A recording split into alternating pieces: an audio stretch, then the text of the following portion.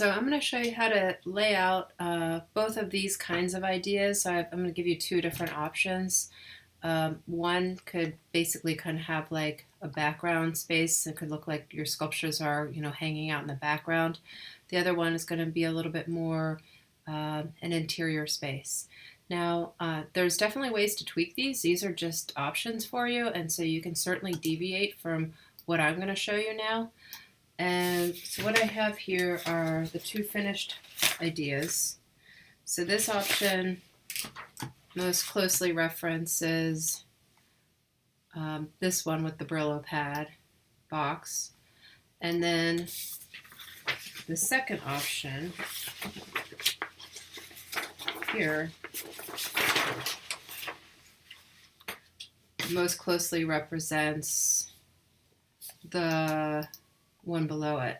Okay, so the idea is, we have a long piece of paper, but it didn't really translate perfectly to look exactly like these. If you can make it work, I say go for it. But this will work just fine for us and what we have, and it'll take some of the hard part out of it so you can have more fun designing your own idea. Okay, so the first one we'll do will be this one. And this is a good one because you can actually add a pedestal here if you like and have a sculpture there. And then you can have, drawing there, something there, something there. You could do a rug coming out here. So lots of fun stuff. Sorry, this keeps blinking around. Anyway, let's get going. All right, so the first thing we're going to do is I like to tape my paper down so I can see what's going on with that fairly simply. Okay, first thing I'm going to do is I'm going to measure going down 1 3/4 inches. And if you don't know where 3/4 of an inch is on your ruler, this ruler really makes it easy because there's 8 spaces here, although a lot of rulers will have 16 spaces, which is more accurate. But if you only have 8 spaces, it's a lot easier because then you only have to go to 3/4 would be every 2 would represent 1/4 of an inch. So that's 1/4, that's 2/4 or half, and then that's 3/4. Okay, so first thing I'm going to do is measure down 1 3/4 of an inch on one side, 1 3/4 of an inch on the other side, and I'm going to draw this fairly lightly because I'm going to have to erase most of this line later. The next thing I'm going to do is measure 2 inches up, a nice even round number, making a mark at the 2 inches there and the 2 inches there, and drawing that line connecting the dots. Okay, next thing I'm going to do is start to measure for my vertical lines. So for this one, I'm doing 2 inches, and I'm going to go ahead and mark it at the top and the bottom. And I'm going to go ahead and make that vertical line first. Okay, the next one I'm going to do is 3 inches over. And from there, I'm going to do 2 1/4 inches over. And I'm starting to run out of space. I have to do it upside down. So 2 1/4 inches over and make a tick mark there. From there, I'm going to do 3 inches over. I'm going to make a tick mark there.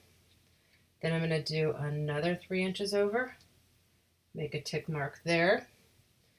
And then 2 1/4 there. Okay, so I just made a whole bunch of measurements, but I'll go ahead and just write them out for you. That's 2 inches. This is 3 inches. This is 2 1/4. And that's from in between each line. This is 3 inches. This is 3 inches. This is 2 1/4. And what we have left over is 2 1/2. Okay. Next thing I'm going to do is I'm going to measure up. Actually, I'll go ahead and just mark my verticals now, lightly, very lightly. So I'm just going to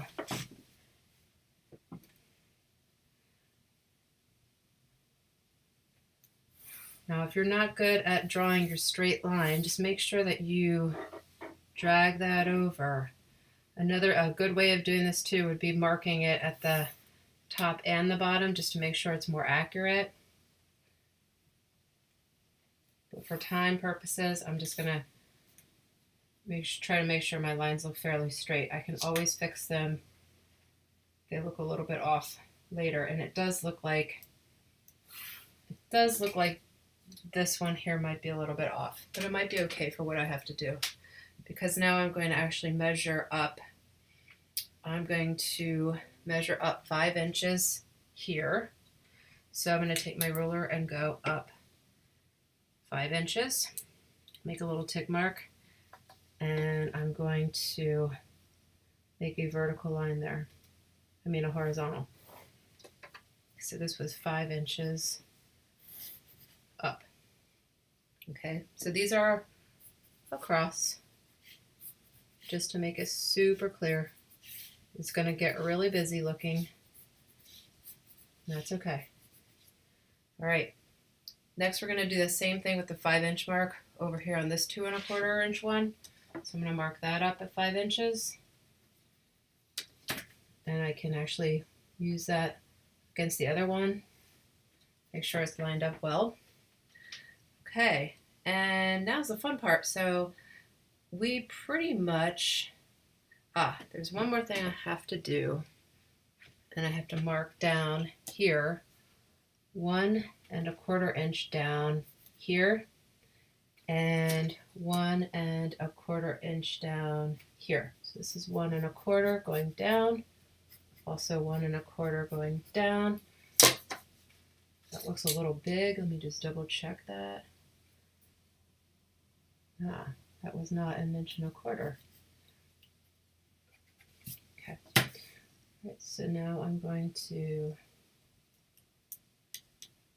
draw these lines going across there. So I've got a hot mess here, but that's okay. It's starting to come together because the rest of this is fairly simple. So now what I'm going to do is draw diagonal lines from each of these to the sort of like flat door-like looking spaces that I drew. You're going to draw. Hopefully it's pretty easy. There's that. I'm going to do the same thing down here. Bring this down to that line. Bring this one up to here. And then all you really have left is to erase. Actually, you want to, now over here, you're just going to try to match this angle, which might be a little difficult, but you want to match that angle almost like you're mirroring it. So you don't want it to be super severe. So like this goes, that's a pretty severe looking line. So that one you will make pretty severe, like that. Okay, we'll do the same thing over here. We'll just kind of go up to that corner there, and then we'll just come down to this corner and make it easy on ourselves. There we have it.